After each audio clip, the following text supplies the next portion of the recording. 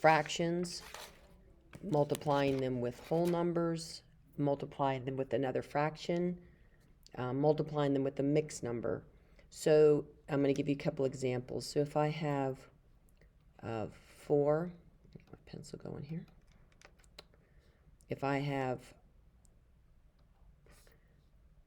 4 times a half, 4 as a whole number can also be written as a fraction as 4 over 1, because 1 divided into 4 is 4. It doesn't change its value. So since I'm multiplying fractions, when I multiply fractions, I don't have to find common denominators. Do not find common denominators when you're multiplying fractions. Multiply across numerators, denominators, and then simplify. So in this case, since it's improper, I would divide 4 by 2 and get 2. Nothing left over. So my final answer is 2. There's no fraction left over. Let's take another one. Let's do 7 times 1/3. Okay, same thing. Put the 7 over 1. Multiply your numerators. Multiply the denominators. Top dog goes in the house to convert it to a mixed number because I can't leave it improper. 3 goes into that 2 times with 1/3 left over. So my final answer would be 2 and 1/3. If this fraction can be simplified, you simplify it. If not, you just leave it the way it is. But your whole number is never going to be simplified. But this could be simplified because sometimes this number is going to be like 2/4 or something, and you can simplify it further. This case, we can't. All right? So let's take a couple others. Let's look at it when it's not a whole number, because a whole number, all you do is add. Remember, all you do when you have a whole number and you're multiplying is you just add a 1 under the whole number. Turn it into a fraction by adding 1 underneath it, which doesn't change its value, and then multiplying across. We'll talk about some shortcut methods to simplify, but for right now, I want you to know basically what you have to do. So again, you do not find common denominators. You multiply numerators, you multiply denominators, and then simplify. You put a 1 underneath a number if it is a whole number, so that you can turn it into a fraction, like a fraction, so you can multiply the numerators and the denominators. Now, when you have a regular fraction times a fraction, so 1 over 4 times 2 over 3, you're just multiplying across.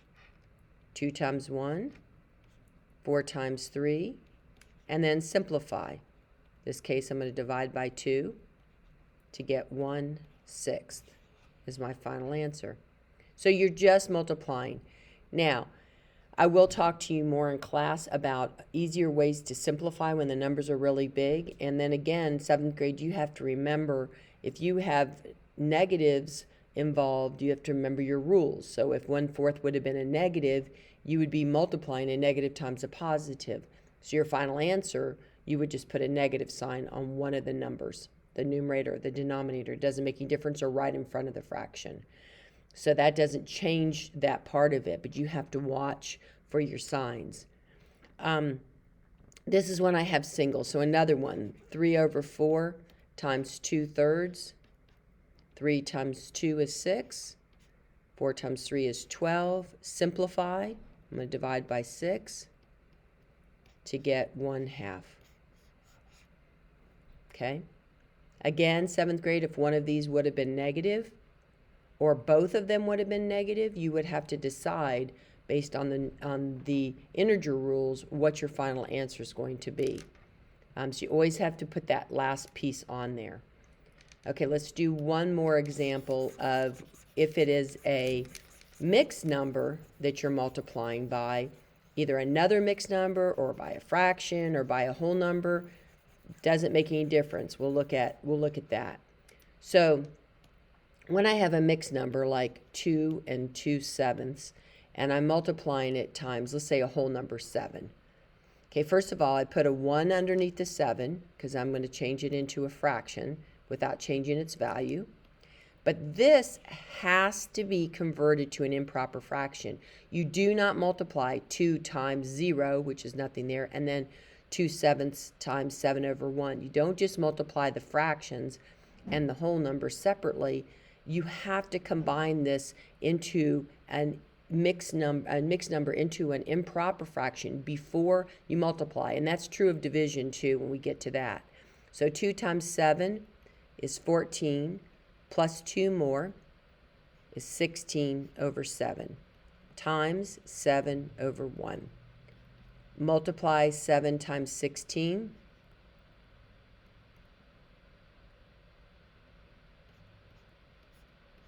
And you get 112 over 7. Then again, remember, you have to do top dog goes in the house. Put your blanks, for those of you who remembered your spots, doesn't go into the 1, goes into 11 one time. Take away. Drop. 7 goes into 42 6 times. My blanks are all filled, so I'm done. So 16 wholes, no remainders. That's my final answer. Okay, if I divide the denominator into the numerator and there's nothing left over, I don't put 0 over 7, I just put the 16 for my final answer. Okay, if this number, this fraction, instead of being a whole number, would have been a mixed number, you would have had to convert that into improper and then multiplied. So anytime you just convert them into improper and you multiply. If this is improper, if this was a mixed number also, you convert it so that you can be ready to multiply and simplify. Okay? So hopefully that gives you a couple of other examples other than what we've done in class to practice.